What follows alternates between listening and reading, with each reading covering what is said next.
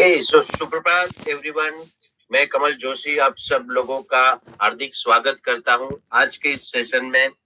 मैं आशा करता हूं कि आप सब लोग तैयार होंगे आज की नॉलेज सेशन के लिए, जानकारी के लिए। आज बहुत ही बढ़िया जानकारी मिलने वाली है हम सभी को। लेकिन आज के सेशन की शुरुआत करें उससे पहले हम याद करना चाहेंगे कल के सेशन में हमने क्या-क्या जानकारी ली थी। कल का जो हमारा सेशन था वो भी काफी इंटरेस्टिंग सेशन था। कल हमने जानकारी ली थी ग्रैंडमास किचन रेसिपी, राइट? जो हमारे दादी नानी किचन में जो हमें जानकारी देते हैं रेसिपी के बारे में, जो हमने बातचीत की थी। काफी सारे रेसिपीज के बारे में हमने देखा भी था कि वो कौन-कौन सी रेसिपीज हैं जो हमारे स्वास्थ्य को अच्छा बनाए रखने में हमें सहायता करती है। हमने जानकारी ली थी सीजनल फ्रूट्स एंड वेजिटेबल्स के बारे में कि वो खाना ज़रूरी क्यों है? क्योंकि पर्टिकुलरली जो ऋतु रहती है, जो समय रहता है, जो सीज़न रहती है, उस टाइम पे जो फ्रूट उगता है और उसको जब हम खाते हैं तो उसमें प्रॉपर न्यूट्रिशन मिलते हैं, प्रॉपर फाइटोन्यूट्रिएंट मिलते हैं, प्रॉपर विटामिन्स, मिनरल्स मिलते हैं जिससे हमारा स्वास्थ्य अच्छा रहता है। कल हमने सीखा था कि ग्रैंडमा जो रेसिपी बनाते थे उसमें से हमें कौन-कौन से न्यूट्रिशन मिलते हैं और उससे हमें क्या बेनिफिट मिलता है। जैसे हमें पता चला कि उसमें रहता था होल ग्रेन्स, साबुत अनाज, राइट? तो उसमें से हमें प्रॉपर न्यूट्रिशन मिलता था। हमारा जो फूड प्लेट रहता था वो balance nutrition, proper nutrition, macro nutrients वहाँ पे मिलते थे, माइक्रो न्यूट्रिएंट्स भी हमें वहाँ पे मिलते थे, राइट? दूसरा जो मुझे पर्सनली बहुत अच्छा लगा, जो मैंने खुद मेरे घर में भी देखा है कि मुझे कहा जाता था कि जब भी आप खाना खाने बैठो, आपके खाने में सभी प्रकार के स्वाद होने चाहिए, जो आजकल मिस होता जा रहा है, हमारे फूड प्लेट में से कम होता जा रहा है, खाने की थाली में से कम होता जा रहा है, क्योंकि हम ज़्यादातर 1-2 चीज़ें जो हमारी पसंद वाली है, वही खाते हैं और उस वजह से प्रॉपर न्यूट्रिशन जो मिलना चाहिए, जो सही पोषक तत्व हमें मिलने चाहिए, वो नहीं मिल पाते। आई एम श्योर आप मेरी इस बात से सहमत ज़रूर होंगे। अब ज़्यादातर इंडियन, ज़्यादातर भारतीय हम लोग क्या खाते हैं? रोटी, सब्जी, दाल, चावल। उसमें भी सब घर में हर रोज़ दाल, चावल या रोटी, सब्जी नहीं बनते। अब इन दैट केस आप देखेंगे कि जो विटामिन्स, मिनरल्स, जो न्यूट्रिशन मिलने चाहिए, जो मेरी हर रोज़ की ज़रूरत है, वो ज़रूरत पूरी नहीं हो पा रही है और उसी वज़ह से डेफिशिएंसी यानी कि पोषक तत्वों की कमी बढ़ती जा रही है। कल हमने देखा था कि हमारे ग्रैंडमा की रेसिपी में हर्ब्स का इस्तेमाल किया जाता, तो वो एक्स्ट्रा बेनिफिट, एडिशनल बेनिफिट हमें खाने में से मिल जाता था। कोल्ड प्रेस ऑयल का इस्तेमाल वहाँ पे किया जाता था ताकि हमारा स्वास्थ्य अच्छा रहे, जबकि आजकल कौन से ऑयल का इस्तेमाल किया जा रहा है उसके ऊपर मैं ज़्यादा बात नहीं करूँगा। बट येस, काफ़ी सारी अलग-अलग रेसिपीज़ के बारे में हमने जानकारी ली थी। जैसे कि तिल के लड्डू के बारे में हमने जानकारी ली थी, मेथी के लड्डू के बारे में जानकारी ली थी, गोंद के लड्डू के बारे में जानकारी ली थी। अलग-अलग स्टेट वाइज़ अलग हमने यहाँ पे रेसिपीज़ के बारे में बातचीत की थी। तो बेसिकली जितनी अलग-अलग रेसिपीज़ जो हमें ग्रैंडमा ने हमें बताई है, उसको हम खाना शुरू करेंगे तो उसके कुछ ना कुछ फ़ायदे हमें ज़रूर होंगे। आई एम श्योर आपने ये सब पेन पेपर लेके उसमें लिख लिया होगा। अब आज के बारे में अगर हम बात करें तो आज भी उतना ही इंटरेस्टिंग टॉपिक है। आज का जो हमारा टॉपिक है, वो है तो वैसे कॉमन टॉपिक, बट हम लोग इसको भूल गए या फिर इसको नज़रअंदाज कर रहे हैं। आज का जो हमारा टॉपिक है कि क्या हम अच्छी मात्रा में पानी दिन में लेते हैं कि नहीं, पूरे दिन में अच्छी मात्रा में पानी का इस्तेमाल करते हैं। पानी पीना चाहिए पता सबको है, ये कोई नया टॉपिक नहीं है, लेकिन फिर भी जो हमारी जीवन शैली में हमने बदलाव किए हैं, उस वजह से पानी की कमी शरीर में बढ़ती जा रही है और जब भी शरीर में कोई प्रॉब्लम होगा, वो आपको सिग्नल ज़रूर देगा। वो आपको बताएगा कि बॉस ये प्रॉब्लम है, ध्यान दीजिए, ध्यान दीजिए, ध्यान दीजिए। लेकिन हम इंडियंस हैं, हम भारतीय हैं, हम उसको कब तक नज़रअंदाज करेंगे जब तक कोई बड़ा प्रॉब्लम ना हो। अब जैसे मैंने बताया कि पानी पीना है, मेरी हर रोज़ की ज़रूरत है, मेरे शरीर की ज़रूरत है। लेकिन इसको मैं गंभीरता से कब लूँगा जब मुझे किडनी स्टोन होगा या फिर डाइजेशन संबंधित समस्याएँ होगी या स्किन रिलेटेड कंसर्न, त्वचा संबंधित समस्या होगी, तब मैं इसको गंभीरता से लूँगा। तो यहाँ पे आज हम समझेंगे कि नहीं, मेरी हर रोज़ की ज़रूरत है, इतना वाटर इंटेक मेरा होना चाहिए, इतना पानी मुझे पीना चाहिए। क्यों पीना चाहिए? अगर नहीं पीऊँगा तो क्या होगा? पानी का रोल क्या है? ये सारी डिटेल्स आज हम समझेंगे। ये सारी जानकारी आज हम लेने वाले हैं, राइट? तो आई एम श्योर आप सब लोग तैयार होंगे क्योंकि बहुत अच्छी और बढ़िया जानकारी मिलने वाली है। अब यहाँ पे जानकारी देने के लिए सबसे पहले आप सभी को पता है, हम इनवाइट करते हैं हमारे director of innovation and science doctor Shyam को, जो हमें अलग-अलग प्रकार की जानकारी दे रहे। कल उन्होंने जानकारी दी थी ऑस्टियोपोरोसिस के बारे में, राइट? जिसको हम साइलेंट किलर भी कहते हैं। तो व्हाई साइलेंट किलर? अब मुझे बुखार आ रहा है तो मुझे पता चलेगा मेरा बदन, मेरा जो शरीर है वो गर्म होने लगेगा, तो मुझे पता चलेगा बुखार आ रहा है। लेकिन ऑस्टियोपोरोसिस में ऐसे कोई बड़े सिम्पटम्स नहीं होते। डॉक्टर साहब ने हमें समझाया था कि सीधा जब फ्रैक्चर होता है तब हमें पता चलता है कि हाँ, मेरी तो हड्डियाँ कमज़ोर हो चुकी है। बोन मिनरल डेंसिटी मेरी कमज़ोर हो चुकी है। उन्होंने बहुत ही अच्छे से समझाया था कि 30 साल तक जितना हो सके उतना खाने में कैल्शियम, मैग्नीशियम, विटामिन डी की मात्रा बहुत अच्छी रखनी है और 30 साल के बाद बंद करनी है, राइट? जी नहीं, उन्होंने यहाँ पे कहा था कि 30 साल के बाद भी हमें खाने-पीने में इतना ध्यान रखना है कि एटलीस्ट ये न्यूट्रिशन मिलते रहे, वो डेंसिटी मेंटेन रहे, ताकि लंबे समय तक हमारा स्वास्थ्य अच्छा रहे। तो ऐसी बढ़िया-बढ़िया टिप्स हमें मिलती रहेगी, बट उसके लिए हमारा पूरा ध्यान, पूरा फ़ोकस यहाँ पे होना चाहिए, राइट? तो आई एम श्योर आप सब लोग तैयार होंगे हमारे स्पीकर से मिलने के लिए। तो हमारे आज के पहले स्पीकर हैं doctor Shyam, director of innovation science, जो हमें आज की जानकारी देंगे। So over to you sir. Thank you, Kamal. Good morning to everyone. Good morning to you, Kamal. Kamal, आपने कितने अच्छी तरह एक्सप्लेन किया सब topics. I am very impressed and मुझे लग रहा है कि आप इतना ध्यान से सुन रहे हैं सब टॉपिक को. मुझे तो सरप्राइज भी हो गया और खुश भी हो गया कि आप इतनी तरह एक्सप्लेन भी कर रहे हैं. तो थैंक यू सो मच इसके इतनी तरह अच्छी तरह समराइज करने के लिए. तो आज का टॉपिक बहुत इम्पोर्टेंट है. ये वाटर के टॉपिक है. वाटर इतना तो मैंने तो आज हमारे सामने डॉक्टर तुषा अभियंकर आने वाली है. शी इज एमडी आयुर्वेद, आपको सब पता है. One of the most amazing scientist at Amway. तो I am very proud to have her here in this हमारे मंच पे. पानी इतना इम्पोर्टेंट चीज है. एक दुनिया के एक रिएक्शन भी हमारे बॉडी में पानी के विदाउट पानी नहीं चल सकते. हर एक रिएक्शन को, हर एक हमारे बॉडी में 50,000 एक लाख रिएक्शन होते हैं हर दिन, हर वक्त, हर सेकंड, हर मिनट. ये सब रिएक्शन के लिए पानी की जरूरत है. पानी बिना कुछ नहीं होते. तो इसके लिए पानी का महत्वपूर्ण इम्पोर्टेंस है हमारी जिंदगी में. और इसके लिए डॉक्टर तुषार बियंगर आपको कुछ बताएगी इसके बारे में. लेकिन उससे पहले मेरी तरफ से आज एक अलग टॉपिक है. उसको ये टॉपिक में मेरा ध्यान में आया था क्योंकि मैं बहुत दिन से मैंने इसके बारे में रिसर्च भी किया था. वो है ओबेसोजेंस. और ये ओबेसोजेंस के बारे में बहुत लोगों को जानकारी नहीं होगा.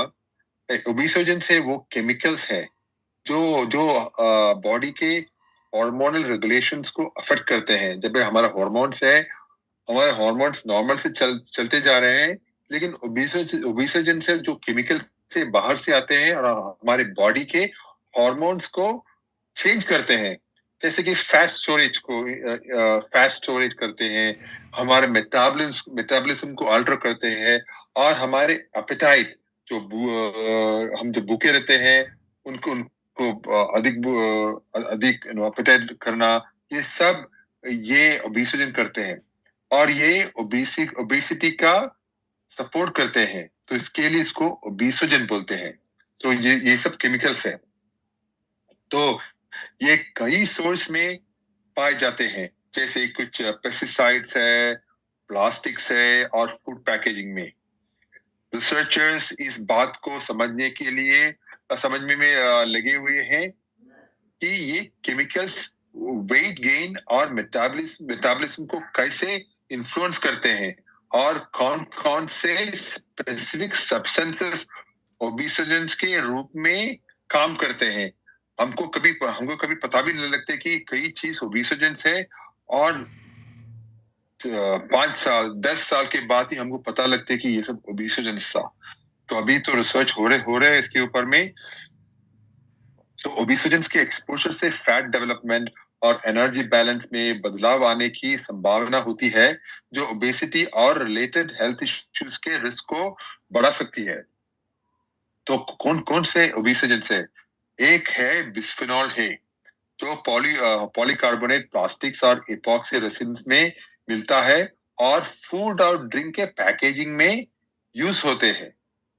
तो आप जब प्लास्टिक पैकेजिंग यूज करते हैं आपके लंच बॉक्स को और लेके पानी का बॉक्स को, आप सोचिए कि इसमें बीपीए है कि नहीं, वो क्वेश्चंस आपको पूछना चाहिए। फिर है थालेट्स, ये पीवीसी प्लास्टिक्स में, प्लास्टिसाइजर्स में के रूप में यूज होते हैं, और ये कई तरह के प्रोडक्ट्स में मिलते हैं, जैसे food packaging, personal care products और मेडिकल डिवाइसेस में। और फिर है टीबीटी नाम का एक केमिकल है, ये वो ज्यादातर एग्रीकल्चर या फंजीसाइड के रूप में होते हैं और हमारा एग्रीकल्चर प्रोडक्ट्स में आते हैं। फिर एक बड़ा केमिकल है, उसका नाम है PFOA, परफ्लोरो ऑक्टेनोइक एसिड, परफ्लोरो ऑक्टेनोइक एसिड, PFOA। ये जो नॉन स्टिक कुकवेयर हम यूज करते हैं और वाटर रिपेलेंट क्लोथिंग यूज करते हैं और कुछ फूड पैकेजिंग में, ये सब सब्सटेंस को PFAS के नाम पे, फैमिली का नाम है उसके, उसके अंदर ये फैमिली पढ़ते हैं। ये भी है ओबेसोजन। फिर भी कई, अगर ओबेसोजन निकोटिन है, टोबैको और कुछ ई सिगरेट प्रोडक्ट्स में मिलते हैं। फिर है हाई फ्रक्टोज कॉर्न सिरप, आपको पता होगा कि HFCS और हाई फ्रक्टोज कॉर्न सिरप कई प्रोसेस फूड्स और ड्रिंक्स में यूज होने वाला स्वीटनर है। तो आप जब भी कोई fruits, package fruits, fruit drinks ले, तो आप यही देखना है कि इसमें हाई फ्रूक्टोज सिरप है क्या नहीं। और ये बहुत डेंजरस, हमारे इंसुलिन को सब का मेटाबॉलिज्म को ऑल्टर करते हैं, हाई फ्रक्टोज कॉर्न सिरप। फिर है MSG, मोनोसोडियम ग्लूटामेट। तो इसको कई डिफरेंट नाम से बुलाते हैं इंडिया में भी। तो वैरायटी ऑफ प्रोसेस फूड में मिलते हैं, हमारे रेस्टोरेंट्स में MSG यूज करते हैं। तो ओबेसोजेंस के, लेकिन इस ओबेसोजेन से बचने मुश्किल हो सकते हैं, क्योंकि ये कई ऑर्डिनरी प्रोडक्ट्स में आते हैं। तो इसके लिए बहुत मुश्किल है। लेकिन आपको क्या करना है, प्रोसेस फूड से बचना है फर्स्ट। प्रोसेस फूड में हाई फ्रुक्टोज कॉर्न सिरप में बताया, और MSG जैसे ओबेसोजेन होने की संभावना ज्यादा होती है। सेकंड, ग्लास या स्टेनलेस स्टील का यूज करना।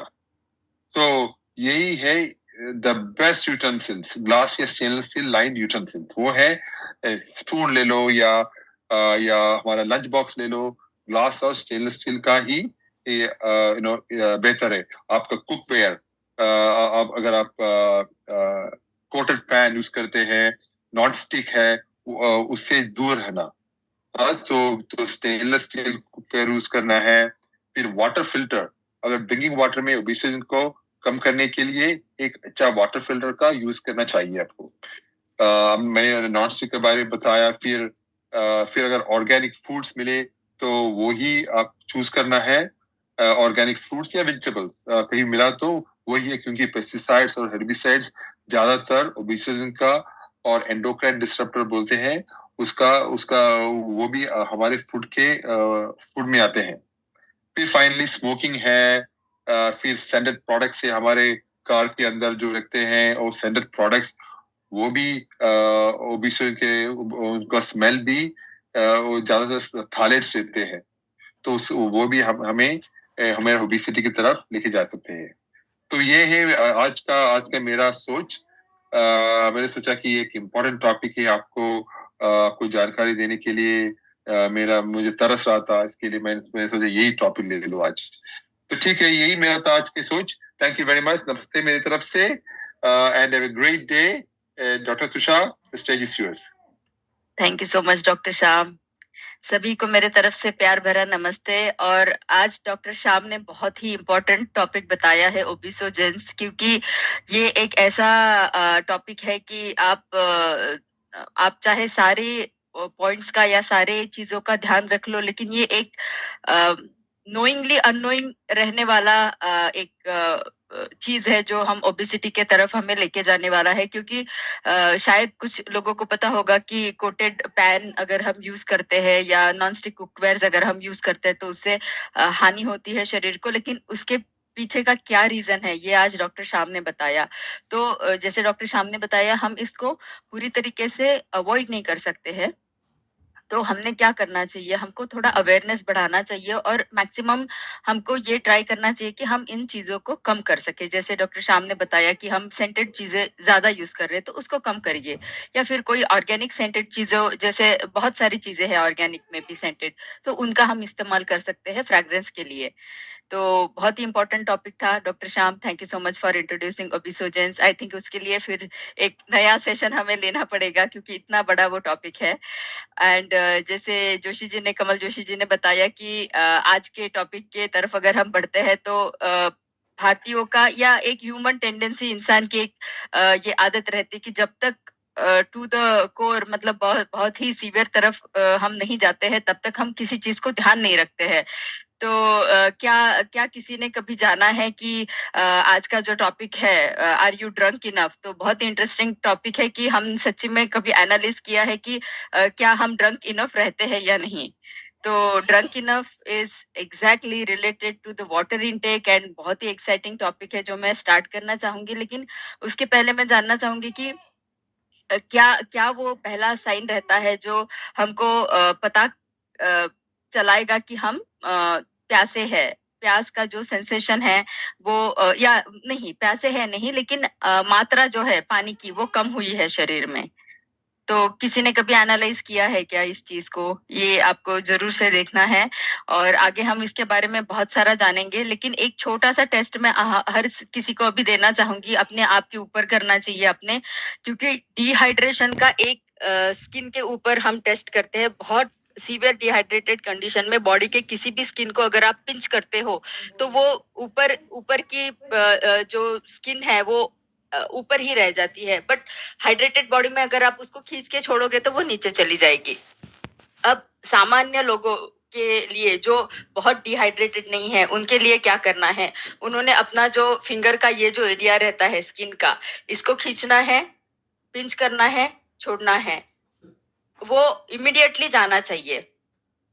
आपको इमिडिएटली अगर वो नीचे चला जाता है, नॉर्मल हो जाता है, तो समझिएगा कि आप हाइड्रेटेड हो। अगर वो पिंच्ड फॉर्म में ही रह रहा है, अगर आपने जैसे चुटकी में दबाया है उसी शेप में अगर रह रहा है कुछ सेकंड्स के लिए भी, तो आप समझ लीजिए कि आपको आपकी पानी की मात्रा बढ़ानी है। तो इसी एक टेस्ट के साथ में मैं आज का हमारा सत्र शुरू करूंगी जिसका नाम है आर यू ड्रंक इनफ। तो बी अवेयर, मतलब जब डॉक्टर श्याम के साथ में हम इस सेशन के बारे में डिस्कस कर रहे थे तो बहुत सारी चीजें हमें पता चली और बहुत ही एक्साइटिंग थी सारी चीजें। तो जानेंगे कि क्या-क्या नई-नई एक्साइटमेंट और इंटरेस्टिंग फैक्ट हमारे सामने आती है। तो पहली बात ये है कि जैसे मैंने बताया कि क्या किस चीज़ से पता चलता है कि हम हमारी बॉडी में पर्याप्त मात्रा में पानी का अंश है या नहीं। तो सबसे पहले हमारी बॉडी हमें बताएगी कि प्यास लगी है, थर्स्ट। लेकिन जब तक हमको थर्स्ट का सेंसेशन होता है तब तक आपके शरीर का 2% पानी कम हुआ रहता है।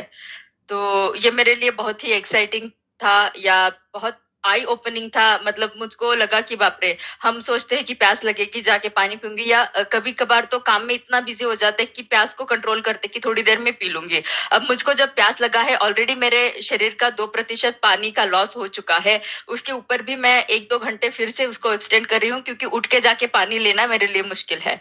तो डोंट इग्नोर, अगर आपको प्यास का सेंसेशन होता है तो आपको पानी ज़रूर से पीना है। उसके साथ में और क्या आपको चीज़ें पता चलती है।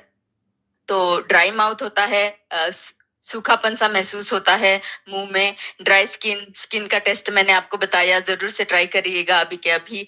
इरिटेशन सा होता रहता है, बहुत ज़ोर ज़ोर का साउंड है तो उससे तकलीफ सी होने लगती है। जो हाइड्रेटेड पर्सन है उसमें शायद वो साउंड के वाइब्रेशन समा जाते हैं क्योंकि body is on hydrated level. तो वो चीज़ें इरिटेबिलिटी आपको क्यों होती है? तो वो अगर होता है तो जान लीजिए। लाइट हेडेडनेस, चाहे खाना खाया हुआ हो आपने भरपेट, लेकिन पानी अगर नहीं पिया हो तो भी आपको एक खाली-खाली सा लगता है सिर में। और यूरिनेशन कम हो जाता है। तो यूरिनेशन के लिए पर्याप्त मात्रा में यूरिनेशन ज़रूर रहता है। अगर वो कम होता है तो समझ लीजिए कि ये सीवियर स्टेज है जब आपको पानी की मात्रा बढ़ानी है। थकान होती रहती है। अब पानी का और थकान का क्या संबंध है? तो पानी में आप सभी को पता है उसका फ़ॉर्मूला H2O है, ऑक्सीजन रहता है, ऑक्सीजन की लेन-देन होती रहती है शरीर के हर एक सेल में और उसके साथ ही इलेक्ट्रोलाइट सोडियम, पोटेशियम की लेन-देन होती रहती है जो कि हमारे मसल्स को या हमारी चुस्ती-फुर्ती के लिए ज़रूरी रहता है। इसके साथ ही साथ सारे न्यूट्रिएंट का भी लेन-देन जो होता है पानी के ज़रिए होता रहता है। तो अगर हमारे शरीर में पानी की कमी है तो आप समझ लीजिए कि आपको थकान इस चीज़ की वज़ह से ज़्यादा हो रही है। तो एकदम से जाके मेरा हीमोग्लोबिन कम हो गया है या मेरे बाकी सारे न्यूट्रिएंट कम हो गए हैं कि नहीं, पहले ये एनालाइज़ कर लीजिए कि छोटी-सी चीज़ है पानी मेरे पास में जो अवेलेबल है मैं वो पीना शुरू कर लूँ। तो उसी के साथ-साथ डार्क कलर्ड यूरिन तो जभी भी वॉशरूम जाएँगे आपके यूरिन का कलर चेक करिएगा। एक जो भी लोग ऑफिस में हैं उनको एक यूरिन पैरामीटर का कलर का स्ट्रिप मिलता है कि अगर आपके यूरिन का शेड इस तरीके का है तो आपको पानी की कमी है या फिर अगर डार्क है तो क्या है। तो वो एनालाइज करना, पानी पीना और फ्लश आउट कर देना, जितना ज़्यादा टॉक्सिन्स को फ्लश आउट कर सकते हैं वो ज़्यादा से ज़्यादा यूरिन से ही आप कर सकते हो। तो पानी ज़्यादा पिएगा और pale coloured urine, pale yellow coloured जो यूरिन रहता है वो नॉर्मल कलर रहता है तो उस तरीके का लेना चाहिए। मसल क्रैम्प मैंने जैसे आपको बताया कि इलेक्ट्रोलाइट का लेन-देन होता रहता है, तो पानी कम है तो इलेक्ट्रोलाइट मसल्स को नहीं पहुँचेंगे, वो अगर नहीं पहुँचेंगे तो क्रैम्प्स आपको आना शुरू हो जाएगा। तो मस्कुलर जो बॉडी है, जैसे कि हम healthy weight healthy living program की तरफ जा रहे हैं तो हम प्रोटीन इनटेक करते हैं, हमारी लीन मसल मास बढ़ रहा है क्योंकि हम एक्सरसाइजेस कर रहे हैं अलग अलग। जब लीन मसल मास बढ़ता है तो मसल की टेंडेंसी है कि वो उसको पानी ज्यादा चाहिए। जब उसमें पानी ज्यादा रहता है तो वो हेल्दी बना रहता है और आपकी मसल की फ्लेक्सिबिलिटी भी बनी रहती है, तो क्रैम्प नहीं आएगा अगर आप पानी ज्यादा पियोगे तो। हेडेक जैसे मैंने पहले भी बताया कि लाइट हेडेडनेस रहेगा, हेडेक रहेगा, नाउशिएटिंग फीलिंग रहेगी क्योंकि एक खाली-खालीपन सा है, HCl जो हमारा एसिड है स्टमक का वो ज़्यादा मात्रा में बढ़ रहा है, तो उसको भी कभी-कभार पैसिफाई करने के लिए आपको पानी लेना ज़रूरी रहता है, तो नाउशिएटेड फीलिंग कम हो जाएगी। एक सीवियर जो लास्ट आप देख पा रहे हो स्वेटिंग, जब हम को पर्याप्त मात्रा में शरीर में पानी नहीं पहुँच पाता है, तो एक तरीके की बेचैनी शुरू हो जाती है, पर्स्पिरेशन धीरे-धीरे स्वेटिंग होना शुरू हो जाता है, चक्कर सा फील होना शुरू हो जाता है, तो ये थोड़ा सीवियर स्टेट ऑफ डिहाइड्रेशन हम बता पाएँगे। बातों में मतलब बातें क्लियर नहीं आती है, स्पीच क्लियर नहीं रहता है, कंसंट्रेशन नहीं हो पाता है काम के ऊपर, मेमोरी में कमी हो जाती है, नींद नहीं आती है ठीक तरीके से, फेंटिंग जो मैंने बताया कि कभी-कभार हो जाता है किसी लोगों को और हम समझते हैं शायद उन्होंने खाना नहीं खाया होगा, लेकिन ये हो जाता है कि भागा-दौड़ी की ज़िंदगी में पानी भी नहीं पी पाते हैं हम और उस टाइम पे हमें ये चीज़ ज़्यादा हो जाती है जो कि चक्कर आना या नाउशिएटेड फीलिंग। तो ये हो गया कि क्या सिग्नल्स है, अपने शरीर को एनालाइज़ करिए, अपने शरीर की बात सुनिए और समझिए कि पानी कम है या ज़्यादा पानी पीने की ज़रूरत है। तो अब कैसे जानेंगे? अब ये आप सभी को अगर एक अंकों में अगर हम बताते हैं तो ज़्यादा हमारा माइंड ज़्यादा कैप्चर करता है उन चीज़ों को। तो अंकों में जानेंगे कि क्या पैरामीटर है। तो इनटेक का पैरामीटर है सजेस्टेड 2.5 लीटर और एक आप देख रहे हो कि आउटपुट जो जा रहा है वो जा रहा है 2.5 लीटर्स। ओके, तो ये बैलेंस जो है आप देख पा रहे हो कि उसको बैलेंस होना बहुत ज़रूरी है। अब ले ले रहे हैं हम शरीर में खाने से, हमारे जो पेय पदार्थ है उससे या जो भी शरीर में रासायनिक प्रक्रिया होती रहती है, जैसे डॉक्टर श्याम ने बताया बहुत सारी रासायनिक प्रक्रिया होती रहती है, उनसे भी कुछ पानी का अंश बनता है, अलग-अलग केमिकल्स पानी के रूप में बनते रहते हैं और लिक्विड फॉर्म में बनते रहते हैं और उन सबको मिला के शरीर का 2.5 लीटर का पानी का इंटेक होता है। अब देखेंगे तो कंपल्सरी यूरिन से लॉस हो रहा है, स्टूल से थोड़ा लॉस हो रहा है और जो हम जान नहीं पा रहे या देख नहीं पा रहे हैं वो है हमारी रेस्पिरेशन से जो पानी इवेपोरेट होके भाप बन के निकल जाता है या स्वेटिंग से जो निकल जाता है वो हम देख नहीं पाते हैं या हमें वो रियलाइज नहीं हो पाता है कि वो भी है। तो आप देख सकते हो कि 2.5 लीटर तो कंपल्सरी हमारे शरीर से चीजों को बाहर निकालने के लिए चाहिए। अब अगर इतना ही पानी हम पिएँगे, कोई-कोई लोग तो 2 लीटर पे ही पानी उनका दिन का खत्म हो जाता है। तो 2 लीटर तो इसका मतलब आप फ्लश आउट भी नहीं कर पा रहे हो आपके टॉक्सिन्स को। तो 2.5 लीटर से ज़्यादा मतलब 3 लीटर, अगर आपका बीएमआई थोड़ा ज़्यादा है, वज़न ज़्यादा है या एक्सरसाइज़ आप ज़्यादा कर रहे हो तो शायद 3.5 लीटर तक भी अगर आपका पानी जाता है, तो एक्सक्रीशन के साथ-साथ, आउटपुट के साथ-साथ आपके शरीर के अंदर की जो लेन-देन हो रही है, सारे रसायनों की या नरिशमेंट की, उसके लिए जो ज़्यादा पानी चाहिए, एक्सेस 2.5 लीटर से ज़्यादा, वो लेना हमारे लिए ज़रूरी है। तो ये आपको अंक ध्यान में रखना बहुत ज़रूरी है कि 2.5 ये मैंडेटरी, कंपल्सरी बोलेंगे। इसके ऊपर जो आप लेते हो, वो आपके शरीर को नरिश करने वाला है।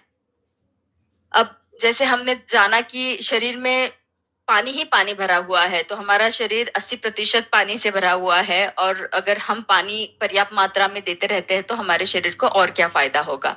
पहली बात तो हमारा जो मस्तिष्क है, उसमें भी 75% पानी ही है, मतलब पानी, एग्ज़ैक्टली पानी जब मैं बोल रही हूँ, तो ये लिक्विड फ़ॉर्म में रहने वाले अलग-अलग केमिकल्स की मैं बात कर रही हूँ। तो जैसे कि हार्मोन का रेगुलेशन होना है, न्यूरोट्रांसमीटर्स मतलब अम शरीर में जो भी कुछ होता रहता है, उसका सिग्नल हमको ब्रेन से मिलता है। तो अगर ब्रेन से हमको सिग्नल सही तरीके से रिसीव करना है, तो उसकी कनेक्टिविटी रखना बहुत ज़रूरी है। कनेक्टिविटी रखने के लिए आपके शरीर को हाइड्रेटेड रहना बहुत ज़रूरी है। फिर जैसे जो ज़्यादा यूज़ होने वाले मॉइस्चर जिनको ज़रूरी है, वो जो सेंस ऑर्गन है हमारी, जैसे आँखें हो गई, मैं स्क्रीन का टाइम मेरा ज़्यादा है, तो मेरी आँखों को लुब्रिकेशन रहना ज़रूरी रहता है, इसीलिए मुझे हाइड्रेशन रहा तो मेरी आँखें ड्राई नहीं होगी।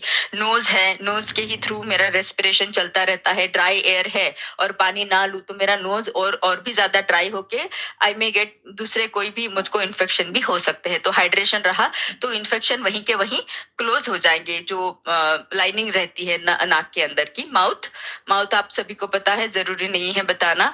बॉडी टेम्परेचर का एक बहुत अच्छा एग्ज़ाम्पल आप सभी ने पैंडेमिक के टाइम पे देखा है, जब सारे डॉक्टर्स बताते थे हाइड्रेटेड रहो, हाइड्रेटेड रहो। क्यों हाइड्रेटेड रहो? क्योंकि जो हमारे शरीर में इन्फेक्शन हुआ है, उसको अगर हमको वो जो हमारे शरीर फाइट कर रही है, उसका टेम्परेचर बढ़ा रही है, इन्फेक्शन के साथ फाइट करके उस टेम्परेचर को अगर हमको कम करना है, तो बॉडी में ज़्यादा से ज़्यादा हाइड्रेशन रहेगा, तो ही पानी का अंश जो है शरीर के टेम्परेचर को बैलेंस कर पाएगा। कम कर पाएगा, ये बात नहीं है, बैलेंस करना बहुत ज़रूरी है। इसके साथ ही साथ न्यूट्रिएंट का एब्सॉर्प्शन होता है, जैसे मैंने बताया कि लेन-देन होती रहती है शरीर से। जो हमारे वाइटल ऑर्गन्स है, हार्ट है, लंग्स है, उनके बाजू में एक परत रहती है जो कि जिसमें भी एक लिक्विड अंश रहता है। तो वो जो द्रवीय तत्व रहते हैं, उनको बढ़ाएँगे तो उन वाइटल ऑर्गन्स का प्रोटेक्शन होता रहेगा। बाद में कॉन्स्टिपेशन में ज़्यादा से ज़्यादा अगर हम पानी पीते हैं तो मोशन क्लियर इमीडिएटली हो जाएगी और हमें कोई प्रॉब्लम नहीं होगी, तो टॉक्सिन्स निकल जाएँगे, वेस्ट प्रोडक्ट फ्लश आउट हो जाएँगे। मैंने पहले भी बताया कि हमारे पानी का जो केमिकल कॉम्पोजिशन है वो H2O है, तो O जो ऑक्सीजन है वो हमारे शरीर में सर्कुलेट होना है, उसका अभिसरण होते रहना है, खून में ऑक्सीजन की मात्रा ज़्यादा रहनी है, तो पानी जब हम ज़्यादा पीते हैं तब वो ज़्यादा रहेगा, हमारे जॉइंट्स को लुब्रिकेट करने के लिए और ओवरऑल हमारे छोटे से छोटे सेल्स को भी लेके जो हमारा structural and functional unit of body है, जो सेल, उसको तंदुरुस्त रखने के लिए पानी की ज़रूरी है। तो पहला जो पॉइंट है ब्रेन का और लास्ट जो पॉइंट है सेल्स का, इनको हम थोड़ा डिटेल में जानने वाले हैं। तो जानते हैं कि क्या होता है शरीर में जब पानी की मात्रा कम होती है। तो जब पानी की मात्रा शरीर में कम होती है, तो जैसे मैंने बताया कि ब्रेन ही है जो सिग्नल हमें देता है। तो ब्रेन सिग्नल देता है, जो मस्तिष्क का एक छोटा एरिया रहता है हाइपोथैलेमस, उसको उससे एक सिग्नल जनरेट होता है जो बताता है कि शरीर में या खून में पानी की मात्रा कम हो रही है और जो घन तत्व रहते हैं, जिसको सॉल्यूट्स हम बताएंगे, जो लिक्विड के बाद में जो सॉलिड मटेरियल्स जो रहते हैं, जैसे कि इलेक्ट्रोलाइट्स हो गए या बाकी कोई चीजें जो है ब्लड के अंदर की, तो वो ज्यादा मात्रा में हो रही है। तो ये जब ज्यादा मात्रा में हो जाती है और लिक्विड अंश कम हो जाता है, तो हाइपोथैलेमस, ब्रेन का हाइपोथैलेमस 2 चीज़ें करता है। एक, पहली चीज़ वो ये करता है कि शरीर को बताता है कि पानी की ज़रूरी है और प्यास की जो सेंसेशन है उसको क्रिएट करता है, प्यास की फीलिंग को क्रिएट करता है। और दूसरी चीज़ ये होती है साथ ही साथ कि जो पिट्यूटरी ग्लैंड है हमारी, वो एक हार्मोन को रिलीज करती है जिसको एडीएच बोलते हैं, एंटी डायूरेटिक हार्मोन। तो एंटी डायूरेटिक हार्मोन का काम है कि जब शरीर में पानी की मात्रा कम है, तब वो पानी, हर एक सेल से पानी को रिटेन करके रखे और यूरिन की मात्रा को कम करे। 2 चीज़ें हो रही है, पानी को रिटेन करके रख रहे हैं बॉडी में और इसीलिए यूरिन की मात्रा को कम कर रहे हैं, क्योंकि यूरिन की मात्रा अगर बढ़ा देगा तो पानी निकल जाएगा शरीर से, लेकिन शरीर में पानी का इंटेक कम है, इसीलिए एडीएच जो हार्मोन है वो क्या कर रहा है कि पानी को सेल्स में से रिटेन करके रख रहा है शरीर के अंदर। अब जब ये चीज़ें हो गई है, दोनों चीज़ें, तो आगे क्या होता है स्टेप कि जो प्यास का जो थर्स्ट का जो सेंसेशन निर्माण हुआ है, उसकी वजह से इंसान पानी पीना शुरू हो जाता है। साथ ही साथ जो एंटी डायूरेटिक हार्मोन है वो किडनीज़ को बताता है कि पानी को बताता ही है, मतलब कंटिन्यू है वो प्रोसेस की एडीएच बता रहा है कि रीएब्सॉर्ब करो, पानी को जमाए रखो शरीर के अंदर, बनाए रखो, छोड़ो मत। तो पानी आप पी रहे हो और पानी रिटेन भी हो रहा है, बाहर नहीं जा रहा है। तो इसके बाद में जो होमियोस्टेसिस होना है पानी का ब्लड के अंदर, वो बना रहता है कि फिर बॉडी हाइड्रेटेड हो जाती है एक लेवल पे आके, फिर ये हमारी एक साइकिल पूरी हो जाती है। अब इसी को कंटिन्यू अगर करते हैं कि पानी का लेवल बहुत अच्छा बना है अभी हमारे ब्लड में या हमारे शरीर में, तो आगे क्या होता है? अब जब पानी का कंसंट्रेशन अच्छा बना है, तो जो सोल्यूट है, जो घन तत्व है खून के अंदर के, वो डाइल्यूट होना शुरू हो जाता है। जब वो डाइल्यूट होना शुरू हो जाता है, तो फिर से ब्रेन और मतलब हाइपोथैलेमस एक सिग्नल देता है पिट्यूटरी ग्लैंड को कि अभी पानी की पर्याप्त मात्रा हो चुकी है, अब तुम एडीएच को कम कर दो। क्योंकि एडीएच क्या कर रहा है? यूरिन को बाहर नहीं जाने दे रहा है, क्योंकि तब वो ज़रूरत थी। लेकिन अभी जब पानी पूरा भर चुका है, तो अभी हमें पानी की मात्रा की ज़रूरत नहीं है, इसीलिए एडीएच कम हो जाता है और किडनी जो है रीएब्सॉर्प्शन जो पानी का है वो कम करना शुरू हो जाती है और फिर से हमारा होमियोस्टेसिस का साइकिल कंटिन्यू होता है। तो आपको बस इतना समझना है कि पानी की मात्रा पर्याप्त रहना बहुत ज़रूरी है, तभी हमारे शरीर का सिग्नल अच्छा रहेगा। अभी छोटे ही समय में मैं आपको ये बताऊँगी कि ये आप देख रहे हो सेल है हमारे शरीर का, जो कोशिका हम बताते हैं। अब कोशिका जब पानी से भरी हुई है, तो अंदर से बाहर का अंदर से बाहर की तरफ का प्रेशर बहुत अच्छा है। लेकिन जब डिहाइड्रेशन हुआ है, तो सेल का जो शेप है वही चेंज हो गया है। अब ये क्या कर रहा है? ये ना तो बाहर से अंदर चीज़ों को ले पा रहा है, ना अंदर से बाहर न्यूट्रिएंट को दे पा रहा है। तो इस वजह से ये होता है कि हमारी जो ऑक्सीजन है, न्यूट्रिएंट है, इनकी लेन-देन में रुकावट आ जाती है और इसी के वजह से ये हो जाता है कि बाकी जो सिम्पटम है हमने पहले स्लाइड में देखे हैं, वो ज़्यादा होना शुरू हो जाते हैं। अब एक बहुत ही सुंदर सा स्टडी है, हम हमारे slide last but one slide पे है और थोड़ी ही देर में 2 मिनट में मेरा प्रेज़ेंटेशन खत्म हो जाएगा। तो ये चीज़ बहुत ही इंटरेस्टिंग 2 स्टडीज़ है, क्लिनिकल स्टडीज़ जो लोगों के ऊपर, हेल्दी वॉलंटियर्स के ऊपर किया गया है, जिसमें उन्होंने पाया है कि 500 एमएल पानी तीनों तीनों टाइम के खाने के पहले जब लिया गया है, तो वो जो ग्रुप है उनमें जिनमें पानी दिया गया है, उनमें 2 दुगना वज़न का घटना देखा गया है एज़ कम्पेयर टू दूसरा ग्रुप जिनमें पानी नहीं दिया गया है। बहुत ही सुंदर स्टडी है। अब हम लोगों को लगता है कि अच्छा, पानी का इतना भी इफ़ेक्ट रहता है क्या? तो ये आई ओपनिंग स्टडी है जो दिखा रहा है हमें कि हाँ, पानी का दुगना इफ़ेक्ट है हमारे शरीर में वज़न को घटाने के लिए। दूसरी चीज़ जो है कि पानी जो है दूसरा एक स्टडी हुआ था जिसमें उन्होंने देखा है कि कैलोरी रेस्ट्रिक्टेड डाइट के साथ में जब पानी का इंटेक किया गया, तभी भी 44% वेट लॉस वज़न का घटना देखा गया है लोगों में। तो ये 2 स्टडीज़ है जो मैंने आपको बताया है। इसी स्टडी का एक्सटेंशन इस स्लाइड में दिखाया गया है, जो मैंने आपको ऑलरेडी एक्सप्लेन कर दिया है कि वेट के घटने के साथ-साथ बीएमआई और फैट परसेंटेज भी देखा गया है कि कम हुआ है जब आप पानी पर्याप्त मात्रा में पीते हो। अब ये कैसे होता है? तो ये होता है कि ये फ्यूल है, पानी जो है एक प्रकार का फ्यूल है हमारे शरीर के लिए। आप जब वर्कआउट करते हो, तो आपको वर्कआउट के पहले पानी पर्याप्त मात्रा में पीना है। ड्यूरिंग द वर्कआउट आपको बहुत ज़्यादा पानी नहीं पीना है, सिप्स पानी पीना है और वर्कआउट के बाद में भी पीना है। ये आपके शरीर को स्पीड अप करता है, क्योंकि ये ऑक्सीजन दे रहा है, आपके शरीर को न्यूट्रिएंट दे रहा है, एक बूस्ट देता है आपके शरीर को और टमी को भरा सैटिस्फाइड का फीलिंग भरेपन का फीलिंग देता है। इसीलिए क्या है, आपको एनर्जी बनी रहती है और वेस्ट को निकालने के लिए हेल्प करता है। तो ये है रीज़न कि क्यों हाइड्रेशन हमारे वेट मैनेजमेंट के लिए हेल्पफुल है। अभी सजेशन है आप सभी के लिए जो नेशनल इंस्टीट्यूट ऑफ न्यूट्रिशन ने दिया है कि कितना 8 से 12 ग्लास पानी बताया गया है, जिसमें कि एडल्ट मेन के लिए है 32 टू 48 ml पर केजी एंड एडल्ट वुमन के लिए है 27 टू 52 ml पर केजी पानी आपने पीना है। आपको ट्रैक रखना है पानी का। पानी ईट वाटर का मतलब ये है कि धीरे-धीरे पानी पीना है, एकदम से पानी नहीं पीना है, सिप्स पीना है। और जो पानी से भरी हुई चीज़ें हैं, जैसे फ्रूट्स है बहुत ही वाटरी, उनको लेना है ज़्यादा से ज़्यादा। वेजिटेबल्स हैं उनको लेना है। एक बॉटल हैंडी रखना है ताकि आपको पता रहे कि कितना आप पानी ले रहे हो। देन बाकी चीज़ें आपको पता है, ग्रीन ज़ोन में जो लिखा है वो लेना है, येलो ज़ोन में है जो आपको समझ के लेना है, रेड ज़ोन में जो है वो आपको नहीं लेना है। तो इसी के साथ में मैं आपका आज का सत्र समाप्त कर रही हूँ। आपको एक बहुत इंटरेस्टिंग एक्टिविटी के साथ में छोड़े जा रही हूँ, जो है कि आपका पानी का इंटेक का गोल आपको ट्रैक करना है और आपके न्यूट्रिशन एक्सपर्ट के साथ शेयर करिएगा, ताकि हमें पता चले कि हमने जो नॉलेज सेशन शेयर किया है वो इम्प्लीमेंट हो रहा है या नहीं। आप सभी को आपकी जर्नी के लिए, बची हुई जर्नी के लिए शुभकामनाएँ और शुभ दिन आप सबको। Over to you Kamal ji.